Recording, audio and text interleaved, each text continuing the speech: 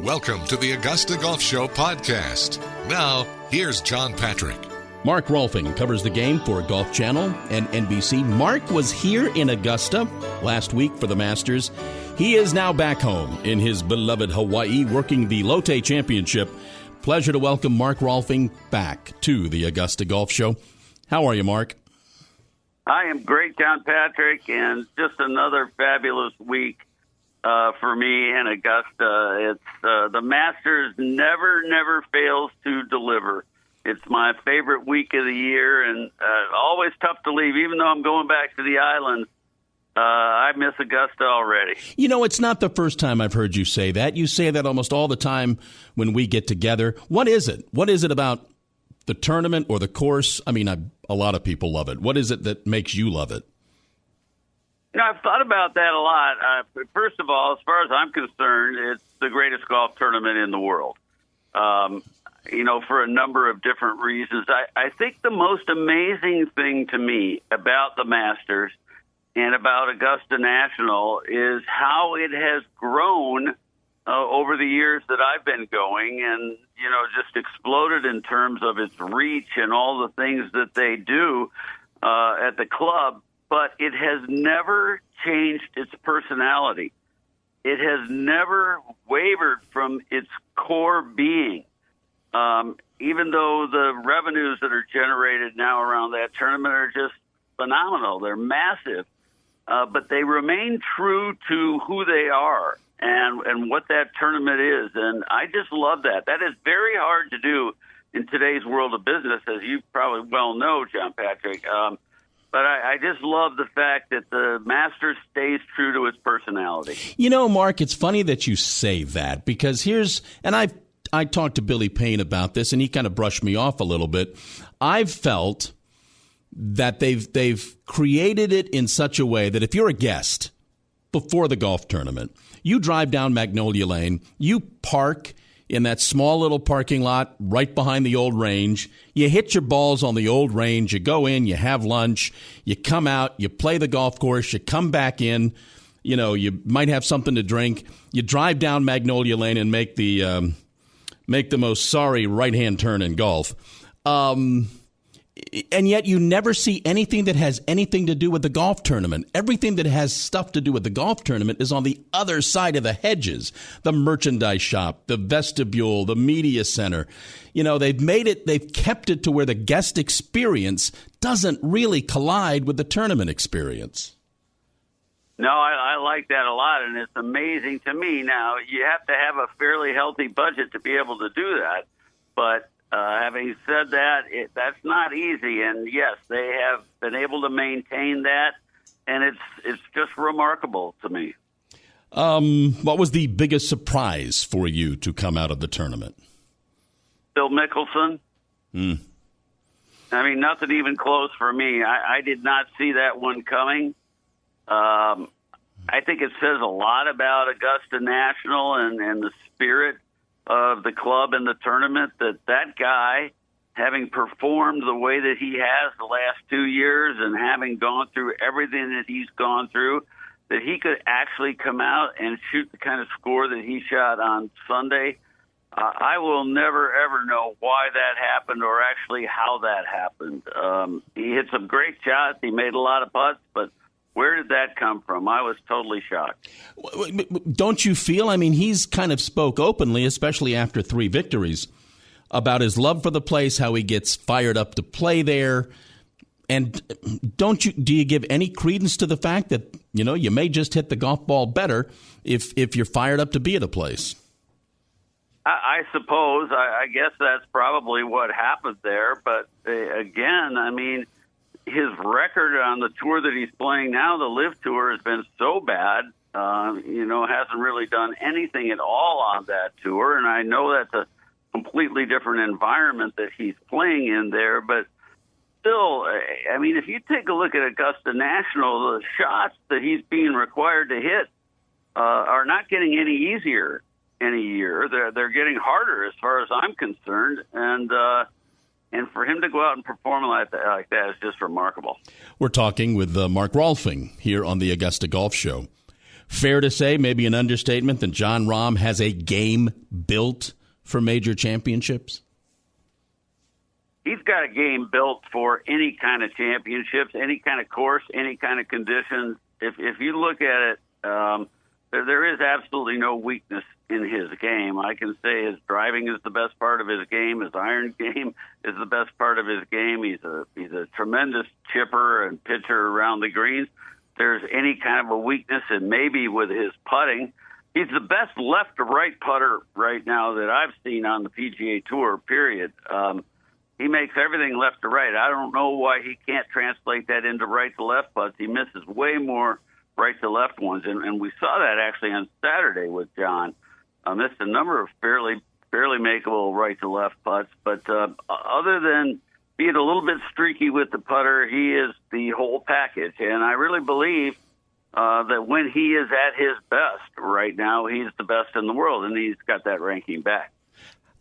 How impressed were you with his course management on the second 9 Sunday? I thought it was terrific. You know, it's interesting. People talk so much about Jon Rahm and about he's a fiery, emotional kind of player, and sometimes we hear language we shouldn't be hearing, and we're seeing reactions that aren't pleasant to the eye. But the fact is that is part of his mana, as we call it here in Hawaii, his spirit. And when he tried to suppress that, when he tried to change the way he acted on the course, it did not work at all. It really didn't. That was a few years ago that he tried that experiment. It didn't work. So I don't mind seeing a little bit of emotion out of John. Where he has really changed, though, in my mind, is he's not letting a bad shot or a bad situation impact the decision-making on his next shot. We've seen him do that over the time of his career, where he would try a shot after hitting a bad one that he should never have tried, and then he just compounded the problem. But I thought he managed his way around really well, and he's just relentless. Once he gets going like that, he is relentless. You know, I don't think there's a better example to what you just said, Mark, than how he started the golf tournament. 4-putting number 1, making double bogey, and then going on to play the next 17 holes 9 under. I don't know that there's a better statement to what you just said. Yeah, that was amazing to me. It almost looked like it didn't really bother him at all. I don't know. Maybe he felt like he had to get it out of his system, so why not do it on the first hole? You know, I remember a few years ago at the Players, you maybe remember this shot, but he hit a drive off the 11th tee, the par 5. Yep. And it got a terrible bounce. He thought it was in the fairway, but it went into the corner of the bunker. And he got up there, and he was ranting and raving and stomping around and all mad about the bad break he got. And the caddy just said, lay it up. You can still hit a wedge close and make a birdie. And he said, no, I'm going to show you what I can do here. And he went in and tried to carve a 4-iron or something out of that line, hit it right in the middle of the lake. And that's the example that I'm giving, that he let his emotions dictate a bad decision on the next shot. I'm going to show you so. He doesn't do that anymore at all. And that was probably the only part of his game that gave any of the other players a chance. And so now they've got a tough haul when they look at Jon Rahm, as good as he is in managing his way around a course. How did you think the 13th hole played for the tournament? I liked it. I think it's gotten different. I don't know that it's really any harder. The scoring average is probably going to tell you over time that it's going to play fairly similar to the way it did in terms of scoring average. But I'll tell you the interesting thing about that stretch of the course, and that's the most famous stretch of golf in the world, Amen Corner is. But for years and years, it seemed to me like the most vivid thought that I had about Amen Corner was the aesthetics. How beautiful the holes were down there, and, you know, maybe how diabolical the wind can be down at number 12. But if you look at it now with the changes that have been made, particularly the recent changes, that's the most demanding stretch on the golf course in terms of requiring a player to hit a shot. The second shot at 11 has become much more difficult. I don't think the tee shot's any harder, even though it's longer, but the second shot's quite a bit harder.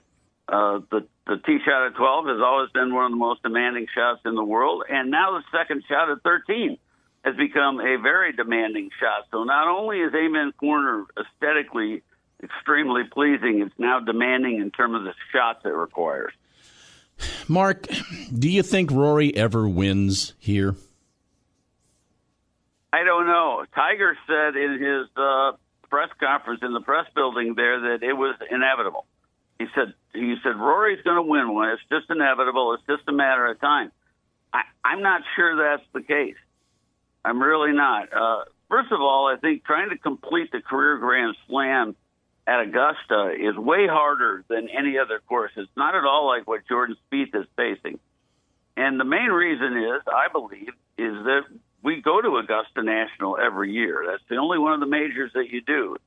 And for a guy like Rory, every time he goes there, around every corner is a mirror where he's looking into it and seeing what he's done in the past that have caused him to not have completed the career Grand Slam, and he just can't get away from that. How do you ever stand on the 10th tee and look at the magnificent cabins down on the left and not think about what you did? It's almost impossible. So I don't think there's any inevitability to it.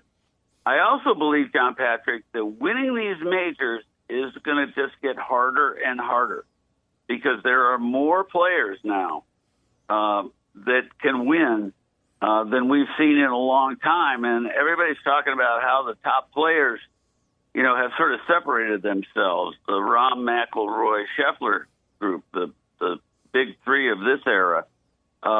It looks like it's a big separation in the world golf rankings, but Cameron Young, I think, will win a Masters. There are a lot of guys like Cameron Young. I think Max Homa could well win a Masters.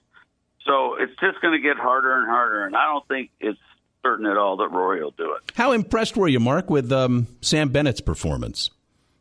I don't even know what to say about that. These players and these college programs are getting so good. They are so seasoned. I can remember playing some of the bigger tournaments back when I was in college, big amateur tournaments. I never played in a tour event when I was in college, but I was just absolutely scared to death. And I watched Sam Bennett out there, and it's just like he's playing in a college tournament. He really doesn't do anything any different. He doesn't react to the stage that he's on. Just very, very impressive. And I think a lot of it is because, they get so much exposure now. Shoot, as soon as the Masters went off the air on Sunday, Golf Channel started televising live collegiate golf from the West Coast Monday, Tuesday, Wednesday.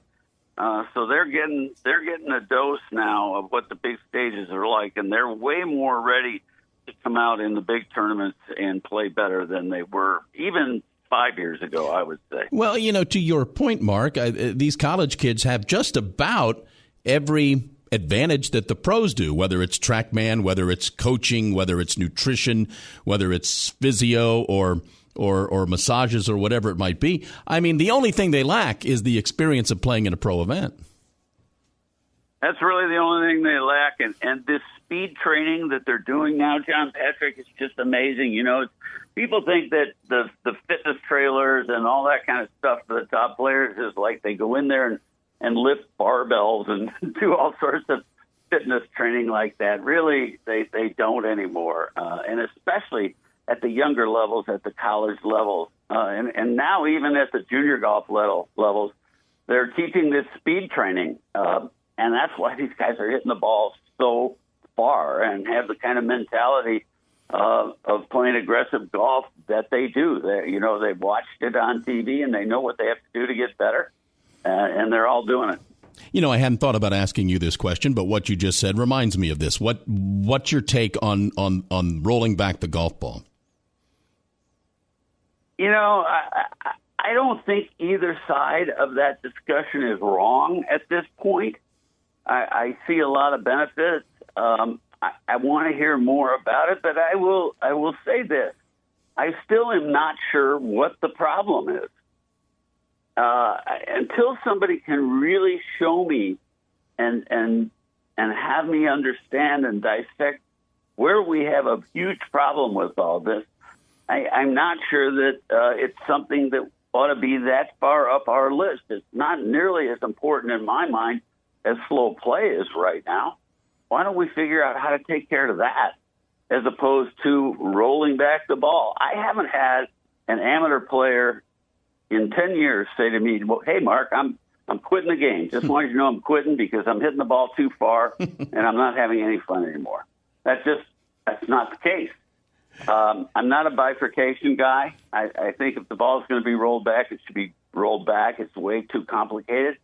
But I kind of had a sense, as the conditions toughened at Augusta National, like we saw on Saturday, that what I was watching was what it would be like in good conditions if the ball was rolled back, and I'm not sure that's what we want either. So I'm still not convinced this is as big a problem as what we're hearing. We're talking with Mark Rolfing here on the Augusta Golf Show.